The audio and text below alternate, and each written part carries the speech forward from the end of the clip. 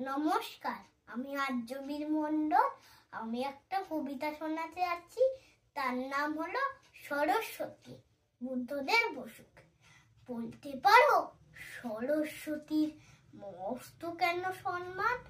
বিদ্যে যদি বলো তবে গণেশ কিছু কম জান।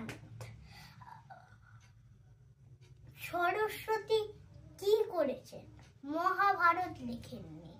ভাব শুনে তো হচ্ছে মনে তর্ক করাও শেখেননি।